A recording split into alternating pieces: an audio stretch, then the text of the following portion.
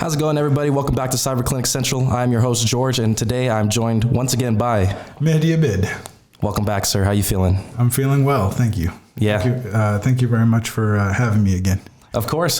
I mean, I think you're going to be a mainstay on this one, so. That was a joke, right? To be seen. Yeah, right? I mean, you never know. Some other people might decide to show up. Yeah, that might be a hint for you viewers who might be showing up next, right? Yeah. But I think I'm going to go kind of start like how we started the last one off, right? Why are we here today? Well, today we're going to actually move into our main objective of why we started this podcast, which is to explain the content that we put up on social media, the shorts, and so on. Basically give it a more serious talking about instead of just trying to do things for attention. Right. Yeah, just to kind of dive deeper into that, usually on our weekly platforms, TikTok, Instagram Reels, and YouTube Shorts, we'll upload funny and creative skits about multiple cybersecurity topics, generally lighthearted ones, poking fun at them, but that is not the message we're trying to convey at all. Well, doing it for attention, but it's not... we're not trying to say that those topics should be taken. Oh yeah, are not serious. Not serious, yeah. So here we're trying to address the serious side of it, bring more light to the topics at hand. And today I believe we have 6 topics that we're going to discuss, and I think we're going to go straight into it. So I'm going to pull out my phone here. Yep. And I kind of have these going in order that they're related to. 5 of these we actually have live skits. So if you guys check us out at Free Cyber Clinic on our social medias, you'll see various members of the Free Cyber Clinic. They're acting out these skits. We come up with these skits on our own, and then we act them out with the resources we have available. Yep. And then we push them out. Not half bad. Not bad. So the first 2 go hand in hand. So we're going to start off by shoulder surfing. Right, shoulder surfing. Okay, so the workplace nightmare. Yeah. So what is shoulder surfing? Go ahead. Shoulder surfing. So basically, if you're at work and you're working on your computer and your coworker comes over to your desk, you're thinking you're having an innocent conversation with your coworker. Me and you might be working together. Hey, blah, blah, blah, blah, blah, blah, blah, right? Shoulder surfing, essentially, it's in the name. They're looking over your shoulder, seeing what information they can get from your computer, unbeknownst to you. You're thinking you're just having a conversation with somebody. And this is just the workplace environment. This happens in places outside the workplace as well. Right. But what they're trying to take is like maybe you have like some certain files on your computer. They can get some file names, some credentials. A lot of people they think that they lock their computer. They could put credentials on sticky notes on their desktop, and that's safe. It's not for this exact reason. Right, exactly. So, I mean, if you ask me my opinion on the matter, it probably is less likely to happen to you at work, but more likely to happen to you somewhere like Starbucks. Yeah. Where, you're not really paying attention. You're working on some work project. You're putting in your password, and somebody's watching from behind you, and they're trying to kind of glean as much information about what you're typing as possible. There could be a lot of information that you can get off of some people just by doing shoulder surfing. PII specifically, right? Right, yeah. I mean, honestly, like some people can just straight up take pictures too of what you're up to or video.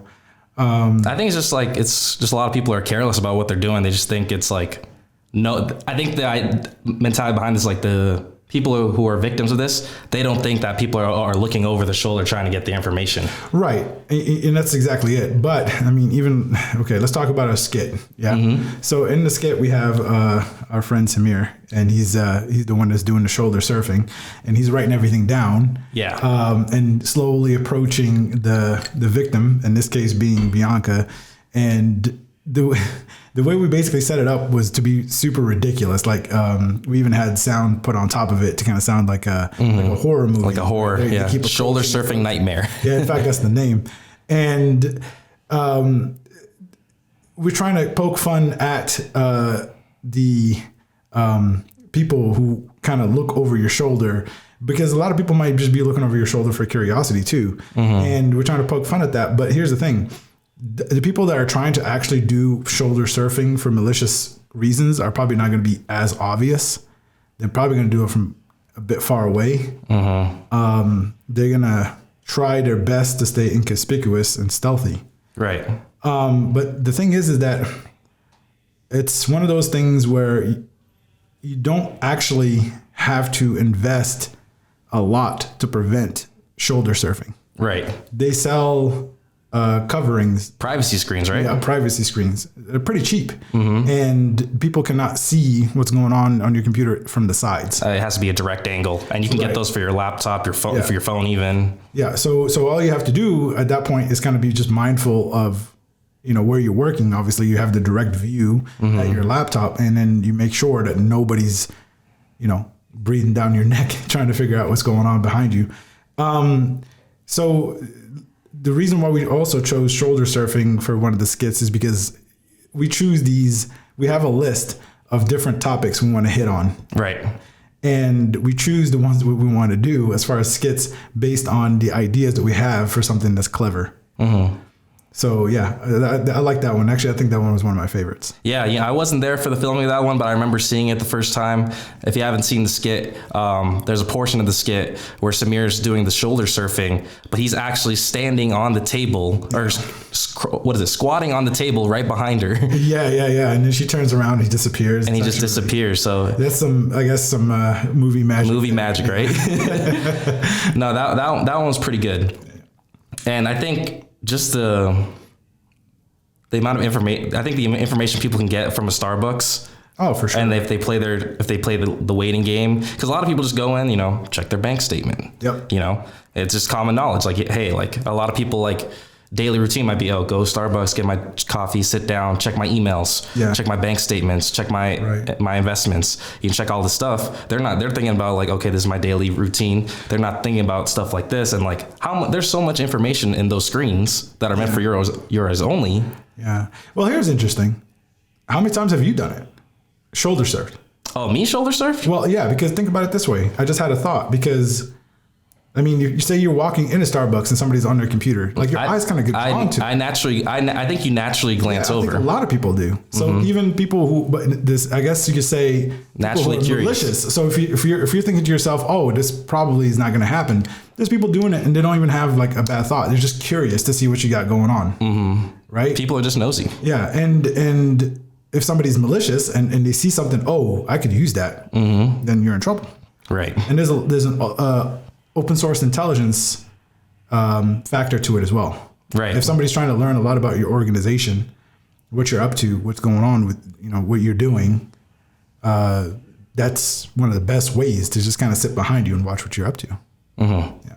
Okay. So our next one kind of goes hand in hand on the way we're going through these topics, but the next one is going to be tailgating. Ah, yes.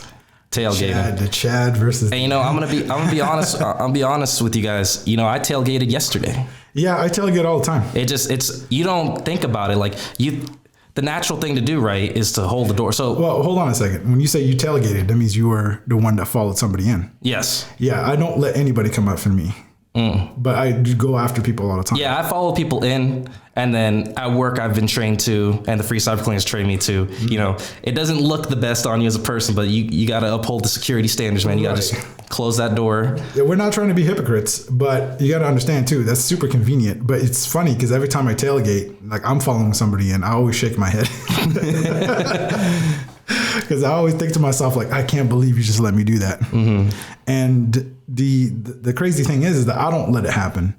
And people always look at me like I'm really rude because I did not hold the door open for you. Right. But it is what it is. If you're going somewhere restricted, would you do that? Okay, again, it might be a stupid example, but would you open and leave the door open for somebody to come into your house?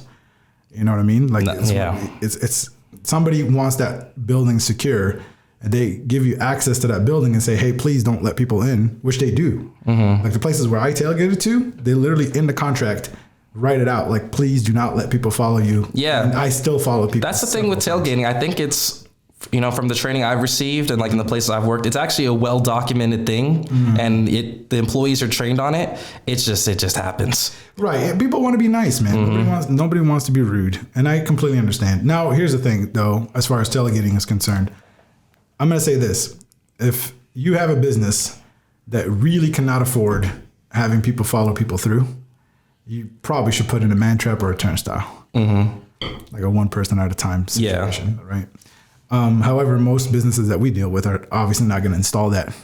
Right. So that's why we decided to do this video, to kind of show that all it really takes is for somebody to say, hey, please hold the door for me. And that's exactly what they say in the video. Yeah. The example we show in the video is we do a contrast.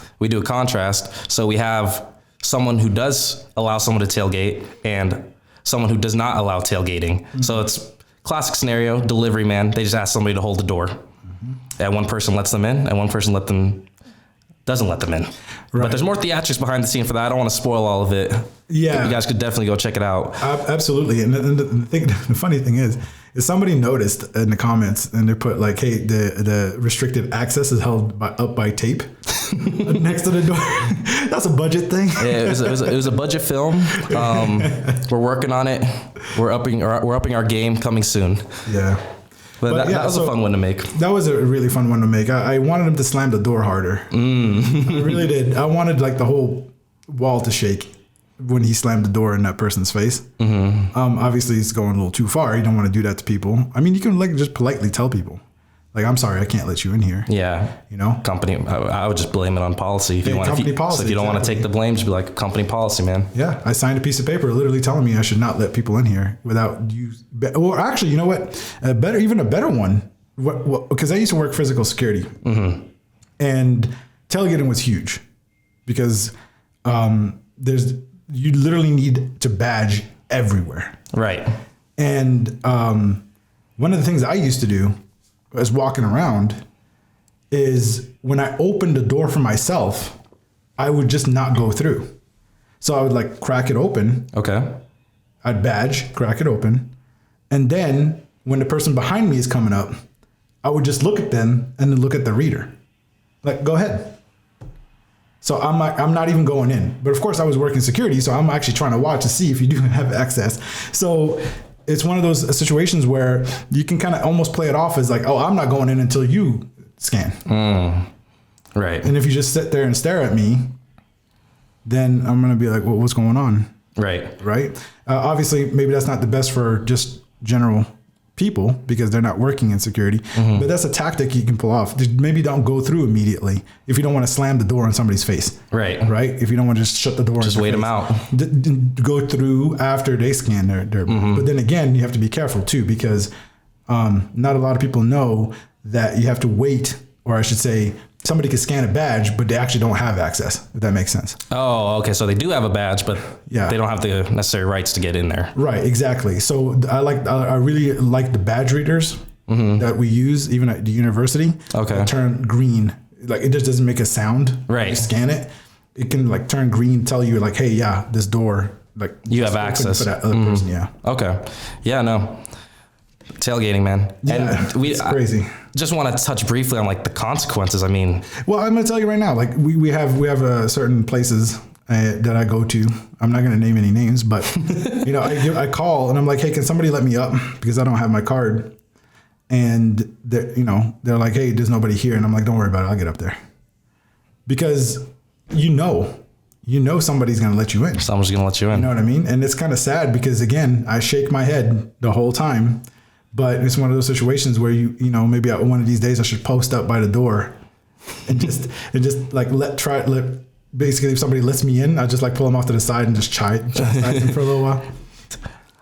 I do like your point earlier though, when you talked about like, if there really is something that you don't want people getting to unless they're supposed to, you should implement some type of entry system that is not like that would avoid tailgating, like one man at a time type thing. There's actually a small business that we went to before. Oh, really? That had a man trap. Oh, nice. And man traps are amazing because they stop that. They stop that cold because the other one just won't open. Like one door must be closed before the other one opens, and they have a camera in there so they can see if somebody's trying to come in with you, right? And you're trying to open the next door, you're stuck in the man trap, and then whoever is working in the reception area just stops that all dead by eliminating access and trapping people in the man trap. And let's talk about how employees can be trained to not do this. Okay. Right. So again, the concept we're trying to cover here is the people who let themselves be tailgated. Right. Because I don't think there's a way to really stop people from tailgating. Right. right? Like people it's just, hey man, thanks, appreciate it. I agree. Yeah. Right. But if you're an employer, right, and you're really concerned about this stuff, right? Well, obviously you are, because you decided to set up some sort of badge access, right? Or you decide to do something. You gotta keep an eye out. I would say like install maybe at least a camera, and then maybe review the footage and see who's letting people in. Right. I've had a professor tell us, one of our professors, they said that this was actually one of the biggest things for physical security was smoke pits. So people would go to the smoke pit, have chain smoke, right? Chain smoke until employees come out to have a cigarette. And then walk back in with them. Yeah. Okay. As a group. They strike up a conversation. Like, oh, they must work here. Yeah, they keep the conversation going past security. And if your OSINT's really good, you'll know how to dress like the employees. Yeah, absolutely. Yeah. Topics are relevant. Yeah. Well, we could say a lot more about tailgating, but we probably should move on. Yeah, we might have to have a whole episode about tailgating in our future. The next one, not our first video, but our second video. The next one after this is going to be about our first video, but our second video was about clean desk policy. Oh, yeah. Yeah, so the clean desk policy, basically, you have to, the employee should keep a clean desk of everything. I think in my mind, it's everything. Like you really should just kind of keep a really tidy desk. No paperwork laying around, no sticky notes or passwords on them, nothing that can be used to put together a puzzle to find out, whatever it is that about it's just out and about. Well, it's one of those situations too. Like you have a picture of your dog and it says like love Fido. and then like, again, this is one of those situations where you have to kind of be realistic. People are going to have pictures of their family. They're going to have pictures of their dogs. But if you want to be 100% secure, you should not be allowing people to see anything really about you that they can kind of, especially if you're working in a public area. Right. That's actually where the main thing is, like public areas. So it's one of those situations where, all right, if you work in an area that is visited or walked around by people who are not from your organization, like not behind like restricted access, this clean desk policy becomes significantly more important than if you're working in your own office behind a locked door and so on and so forth. Yeah, I actually have a good example of this. I used to work at a local internet provider. And our desks were, the front door was the front door, and you could literally see on one side of it, you could see our side, and the other side, you could see the customer side. Yep. So, and there's no barrier there. Yeah. There is no physical restriction stopping a customer from walking around the backside and seeing what we have going on back there. Yeah. So, especially there, because we deal with so much PII with customers, there was a very strict clean desk policy, but depending on management, some managements weren't too keen on it. Yeah. And it starts with training the employees to get around it because, it's common. It was very common for employees at the time to take socials down. Yeah. For customers because to start their accounts. Now, some employees would just, make their sale. Yeah. The customer's out the door. Yeah. Okay, I'm gonna go take a little 15-minute break to freshen up. Social, hanging out right there on the computer. And some computer, this is another topic, but we didn't make a skit about this yet. Some employees didn't lock their computer. Yeah, yeah. They would just walk away. So how hard is it to be like, boom, especially if you're that first computer, you're right next to the door. Yeah. I could be in and out of that store in less than 15 seconds with a social and a name. Right. Yeah, and it's kind of crazy because, well, I guess maybe we can have a topic for one of our podcasts be why do these organizations need your social in the first place, honestly. Yeah. That's kind of crazy. But coming soon. Coming soon, yeah.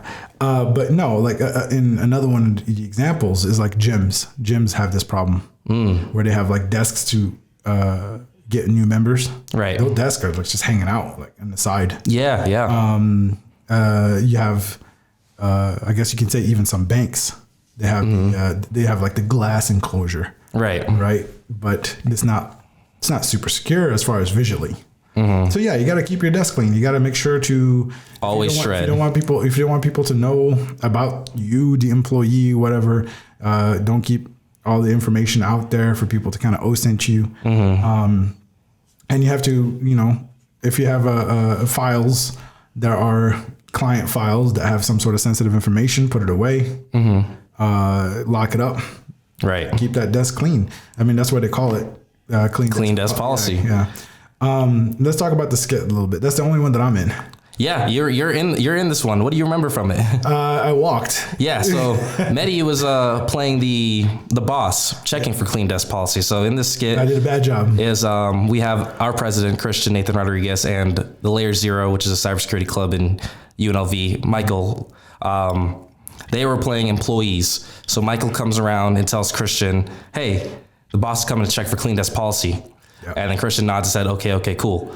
Mehdi walks by and doesn't do a good job at all checking. He basically just does I trusted my employees too much. He trusted his employees too much. He did a little spot check, just looked around, didn't see anything. And then the camera zooms in on Christian. Underneath his laptop, 8 to 10 sticky notes filled with passwords for different sites. Yeah. And there's a reason why we're illustrating this one, if you will, because that one was one of our firsts and we didn't do such a good job explaining what was going on there. Right. Because you can't even see what's written on the sticky note. Yeah. Right. So we wanted to clarify those were supposed to be passwords. Supposed to be passwords. In fact, some of them were even pretty funny. We actually wrote really funny stuff, but didn't consider, is anybody going to be able to see it in the video? Yeah, it was supposed to be like a double joke on clean desk policy and bad passwords, because that's a whole nother topic that we're probably going to have to address another time. But like, password policies is just a whole nother mess. Right. We can go down for another 30 minutes just on password policies. Absolutely. And what can be done as the result of not following a clean desk policy if you don't have a good password policy. Yeah. So next topic, we're down with 3 now, 3 more to go.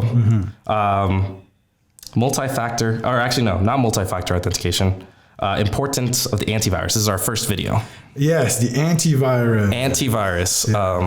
Yeah, that one was funny. That killed me. That was the first video that we came out with. Did surprisingly well for our first video. We didn't have a lot of following as we do now, and it did decently well. A few thousand views on each platform. Yeah. It seems that every time we do anything that has to do with antivirus, it takes off.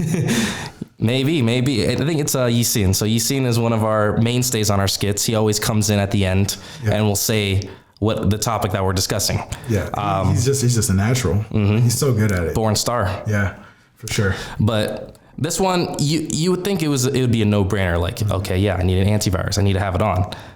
Then why do so many organizations or small businesses or individuals, they don't have it on? They don't have it updated. They haven't run like a quick scan in a while. Like they don't have some of the features enabled. Right. Yeah. So, I mean, antivirus, again, I don't want to spend too much time on this one. Right. But the thing is that there have been situations you have to like there are, if you get compromised, somebody might go after the antivirus, especially like Windows Defender and stuff. Right. They do that all the time. And you have to kind of keep an eye on it. Just don't forget it forever. Once in a while, check it out. See if it's if you see it's off, and you didn't turn it off, then there's a problem. That's a problem. So yeah. And then of course, there was one other factor with this antivirus skit is that you should really do your research. Not all antivirus software is created equal. Right. We have 2 skits actually on antivirus. One talking about having it, and then one talking about the different options of antivirus that you have available on the market. So yeah, don't want to spend too much time on it. Do your research and check your Windows security notifications for sure, please. Yeah, absolutely. As I kind of alluded to earlier, multi-factor authentication, MFA. Yeah, multi-factor authentication. Our favorite. Yeah, love-hate relationship. It is a love-hate relationship because it's tedious. Well, it's super tedious in the fact that for me, when I go teach class, there's no signal. So I can't do it. I have to go walk outside. But there's ways. The thing that a lot of people don't realize about multi-factor, well, I shouldn't even say multiple, like a lot of people. I should say some people that I've run into anyway. They think that multi-factor authentication always means a PIN, but that's not the case. Multi-factor means multiple things. Right. You can do a fingerprint. You can do so much stuff. Like you can do an email, a push notification, so on and so forth. Right. It's like something you know, something you are. Yeah. It doesn't even always have to be a PIN that you get through a text message or something like that. So there's ways to do multi-factor the easy way. There's ways to do it the hard way. I can tell you right now, I think in my opinion, the easiest way to do multi-factor is probably those little YuBi keys. You know what I'm talking about? Yeah, I know exactly what you're talking about. Yeah, this little password and a YuBi key, because something you have and something you know. Yeah, so you just plug it in, put in your password, and you're good to go. And it has like so many other features to it too. Yeah. Not sponsored, hashtag. Not sponsored. Not yet. That's funny that you answered that, because I was going to ask you, what's your favorite method of multi? You know, my least favorite is just because it's so I don't like the text message, because that's the one I get the most. Yeah. It's like, okay, I have to type my phone number in to verify the phone number. Then I got to put the code in. Yeah. And then some places make it super easy and some places don't. Right, exactly. But I'm not complaining the fact that it's easier, not just that. No, I mean, I find it annoying, but I appreciate it. The thing is about multi-factor is that it's super necessary. Right. No, I agree. It's I mean, honestly, like it's just so essential nowadays, especially with like phishing, because it almost renders credential phishing completely useless. Yeah, like for the attackers, like because they're stuck. Because like in your case, even if you got my password, how are you going to get the key? Yeah, exactly. Or it'll kind of give you, it'll tip you off that somebody's trying to come into your account because all of a sudden, if they're stupid enough to hit send code, and you see on your thing a pin, and you're like, wait a minute, somebody's trying to get me to have my and then password, the security team's alerted, and then so yeah, multi-factor authentication. I think I want to do a full on or maybe like a half podcast about multi-factor authentication, because there's so much to get into with that. I agree. And there's a lot of new stuff going on that is making it even more important than it's ever been. Right. So yeah, we're building a kind of roadmap of future topics. This is kind of like a appetizer. Right. Well, for some of these, I mean, you really don't have much to say, like antivirus, but for multi-factor authentication, there's a lot to say about multi-factor authentication. Right. Honestly, this deserves a good chunk of time. But the skit for it. I remember it. Sorry. I wasn't part of the filming of this one. I will be back in the skit soon. Yeah. But this one, we basically have two of our members, Matthew and Nora. They speak different languages. Nora speaks German and Matthew speaks Japanese. Yep. And they're playing a role of basically a security team member pitching to the C-suite why they should implement multi-factor authentication in their organization. Yep. So the scene starts with Matthew, I believe. Yeah. And then he starts Japanese. He starts talking about multi-factor authentication, and then the conversation starts transitions to Japanese. Yeah. And then Nora comes in, and she's like, "No. What he meant to say is no. It's not that. Hold on. So the whole thing was, does that make sense? Right? Which is basically a play on the fact that what he's saying is so easy to understand for a security team. Right. And then she proceeds to saying it in German. And the whole time, our colleague Victor, who's also a member of the Free Cyber Clinic, is like sweating because he just doesn't get it, right? Yeah, he just so happens to be actually a business, like he's comes from the business school, undergrad in business and everything, so he was kind of perfect for that role. Yeah, in many ways, but obviously he understands what multi-factor authentication is, and all of us do, right? But that's not a guarantee for everyone. And the thing is when people don't understand the usefulness of multi-factor authentication, that's when they have a problem doing multi-factor authentication or enabling multi-factor authentication. How many times am I going to say multi-factor authentication? Multi-factor authentication. Right. Tongue twister. Yeah, right. And that's all the topics we had today. Any final words you want to send off to, Mehdi? Thank you everybody for listening, for you out there. And I hope that this time around, I should say next time around, we can get a little bit more in depth about certain topics like multi-factor authentication and other cybersecurity related topics that I hope are going to be very interesting for the listeners to hear about, because there's a lot of cool new stuff going on. No, I agree. I think that's super exciting stuff that we're going to talk about. Yeah. Once again, guys, my name is George. I'm joined by Mehdi. Thanks for listening to Cyber Clinic Central. We'll catch you next time. Thank you so much.